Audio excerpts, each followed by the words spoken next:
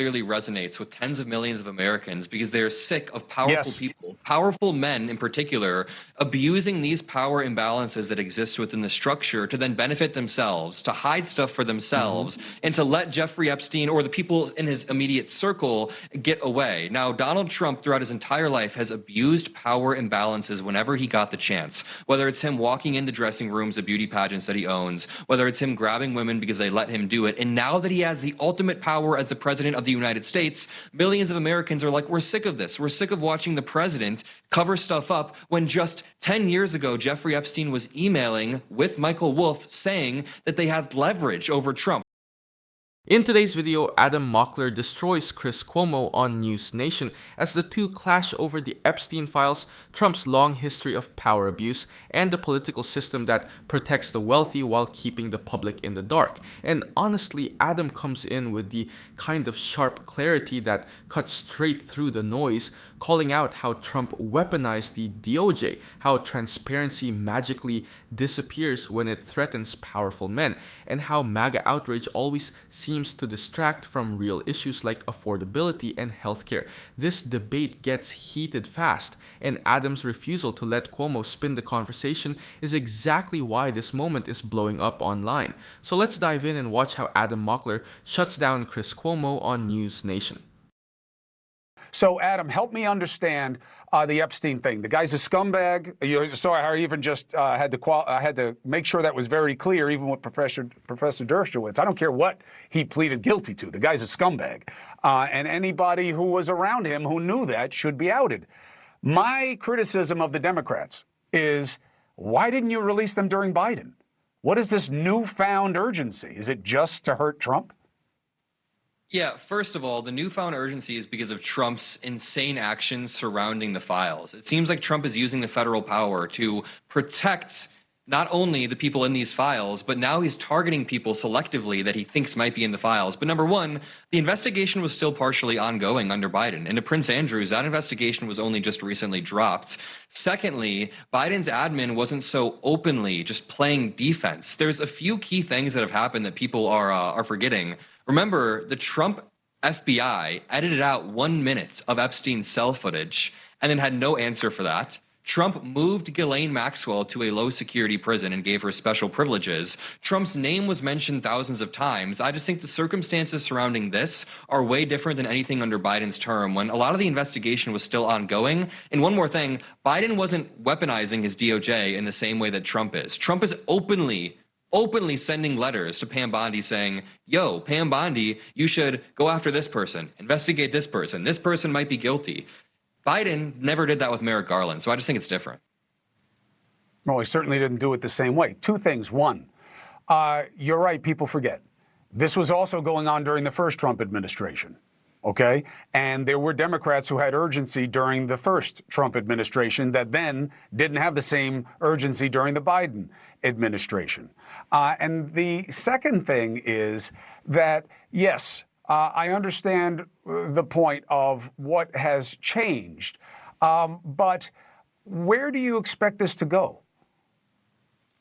I just want full transparency. As an American citizen, I find it quite scary when the president seems to be using the institutions around him to protect some elites who seem to be pedophiles. I mean, Alan Dershowitz before was drawing the distinction between people who liked 17-year-olds versus 14-year-olds versus 9-year-olds. The woman, now she's a woman, like in present day, but she was talking about it. She was 14 years old. She was a girl. Yeah. When her parents came and talked to Jeffrey Epstein. So it's just, it's all definitely disgusting. I think what I want from this is a bit more transparency. I think that this release the files. The lack of transparency can be seen all across the administration. Like, remember, we haven't seen economic numbers from the BLS in 2 to 3 months now. I agree. Now, this lack of transparency can be seen everywhere. Like, they don't release the economic numbers. They don't release the files. Over and over, we just see a lack of transparency regarding crypto, regarding other transactions with Trump. It's weird.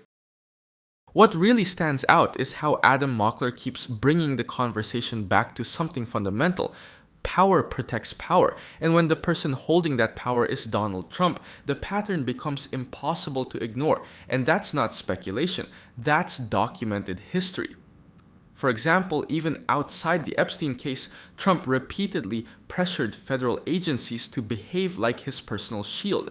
The DOJ Inspector General reported multiple incidents where Trump tried to interfere in investigations involving himself and his allies. And we all remember when he privately leaned on the DOJ to investigate his political opponents, something Biden demonstrably has not done, even when Republicans accused him of it. That contrast matters, and Adams' concern about transparency completely justified. When government institutions are being bent around the interests of one man, secrecy becomes a tool, not a byproduct.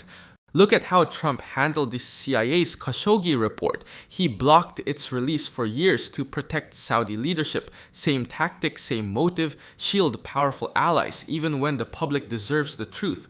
Plus, Chris keeps brushing off the Epstein documents like they're some fringe obsession. But the pattern of elites avoiding accountability isn't theoretical, it's historical. From the Catholic Church scandals to the Larry Nassar case to the Boy Scout settlements, powerful men have repeatedly used influence, money, and institutions to stay untouchable. So why would Epstein's network be any different? Adams' point lands because it fits a bigger, well-established trend. When transparency threatens the powerful, transparency disappears. And pretending the Epstein files are just a boogeyman is exactly how these people keep getting away with this stuff generation after generation.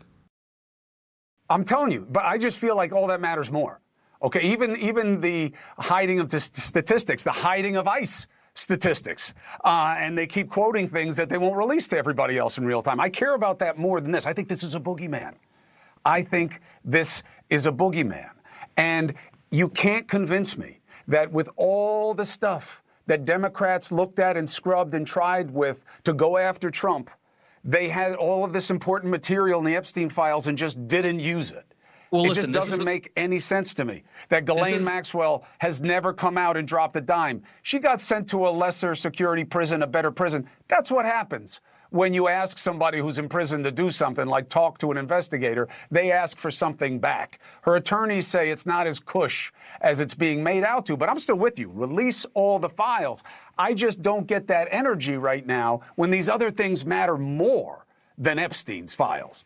Well, listen, this is a boogeyman that clearly resonates with tens of millions of Americans because they're sick of powerful people, powerful men in particular, abusing these power imbalances that exist within the structure to then benefit themselves, to hide stuff for themselves, and to let Jeffrey Epstein or the people in his immediate circle get away. Now, Donald Trump throughout his entire life has abused power imbalances whenever he got the chance, whether it's him walking into dressing rooms of beauty pageants that he owns, whether it's him grabbing women because they let him do it. And now that he has the ultimate power as the president of the United States, millions of Americans are like, we're sick of this. We're sick of watching the president cover stuff up when just 10 years ago, Jeffrey Epstein was emailing with Michael Wolff saying that they had leverage over Trump. They were essentially emailing about the leverage they could potentially have over Trump. Well, right, I'm with you. But Adam, look, Epstein is the last guy we should be believing, okay? And Michael Wolff can explain it any way he wants. But this guy's a dirtbag. Okay, so I don't know that I necessarily believe anything that Epstein was saying because he was a rapacious liar and victimizer. But I'm with you about your critiques and why people want it. Let's remember, it started on the right. And when they believed that they were all lefties, everybody wanted it to come out. Everybody thought that Clintons killed Jeffrey Epstein. I'm with you. But here's my thing. And I see this on affordability also. That's what people are really pissed off about. You guys have high ground on it for now. Trump is going to start running around the country saying it's his issue. And let me be honest, he's a better salesman than you guys. But why not focus there on affordability? And don't say we'll do two things at once. You know we can't. Okay, it's not you that. know it doesn't happen. You want a real raw strategy answer? It's that Donald Trump has spent the past 24 hours melting down about Jeffrey Epstein on Truth Social, trying to defend himself for whatever, God knows what reason. You can intuit what reason, but he's melting down on Truth Social rather than focusing on affordability. And like I just said, you can use this lack of transparency on Epstein as a framework to see his lack of transparency on affordability, on the releasing of economic numbers. I think that just thinking that Democrats should ditch the Epstein issue, I don't know what the strategy would be there.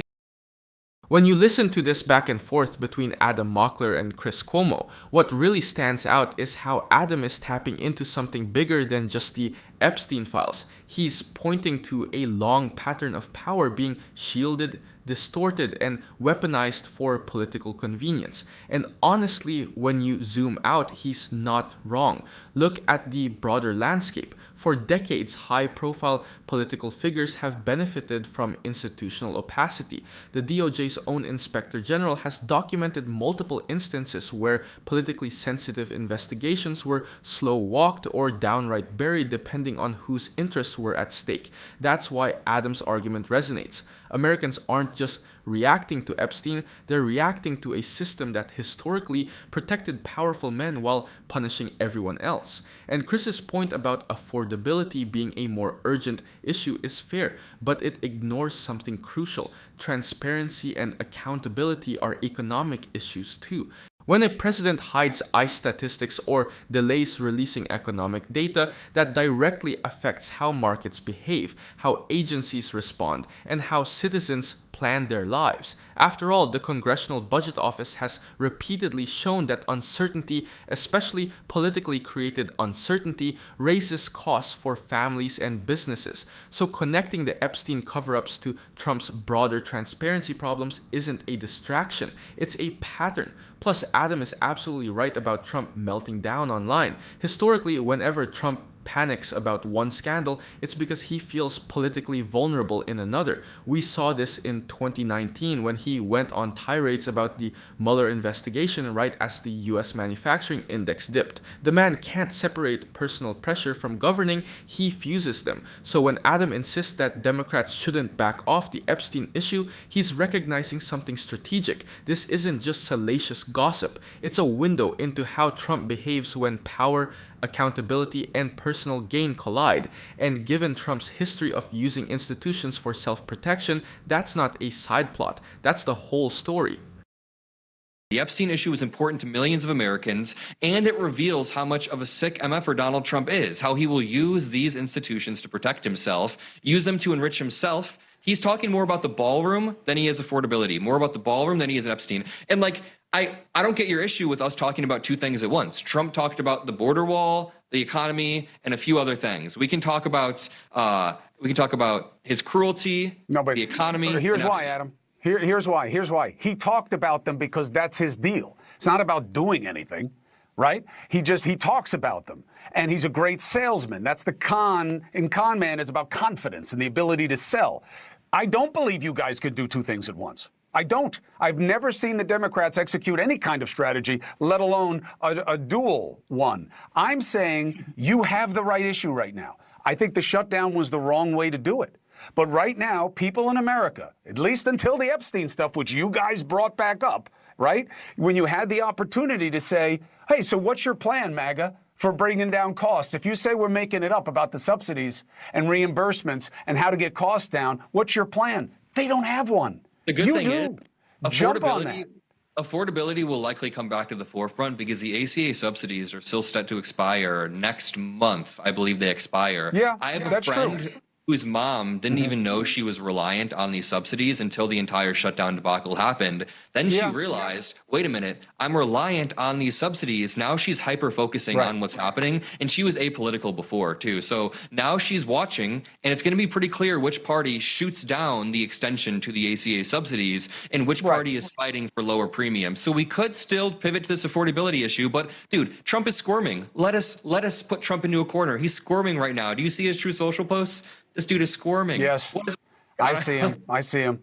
It's only a matter of time before they're about me, by the way. So, you know, I get it. I get the dynamic. I'm just saying the midterms are going to be about who connects to the majority, and affordability is the issue. And to me, it's just every moment spent on something other than that is a moment potentially wasted. You can tell Adam is pushing a point that's backed by real-world data. Transparency scandals don't exist in a vacuum. They influence economic confidence, political stability, and ultimately affordability itself. And honestly, he has a strong case here. For one, every major economic study from Brookings to the nonpartisan Economic Policy Institute shows that political instability and opaque governance directly raise household costs. when administrations hide data, whether it's ICE stats, economic indicators, or healthcare projections. It makes markets jittery and forces insurers, lenders, and even grocery suppliers to hedge harder. And guess who pays for that? Regular people. So Adam drawing a line between Trump's secrecy and affordability isn't reaching. It's backed by years of documented patterns. Then there's the ACA subsidies he brings up. Independent analysts have repeatedly found that if those subsidies lapse, premiums could spike by as much as 53% for millions of Americans, especially in rural red states. That's not a small political issue.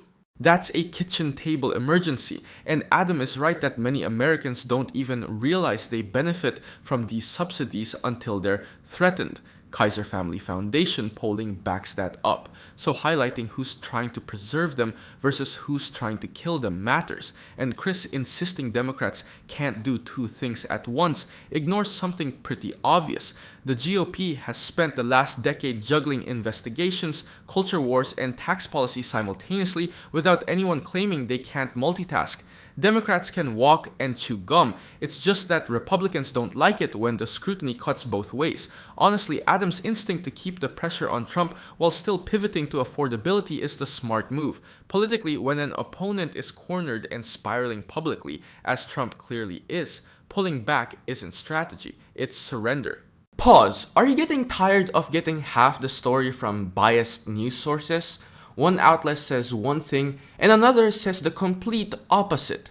How are you supposed to know what's actually true? That's where ground news comes in. It lets you compare how different media outlets, left, right, and center are covering the same story. So you can see the full picture instead of just the echo chamber. And here's the best part. Click the link in the description and get 40% off the Vantage tier, which gives you even deeper insights into media bias and political trends. Stay informed, think for yourself, and check out Ground News in the description down below.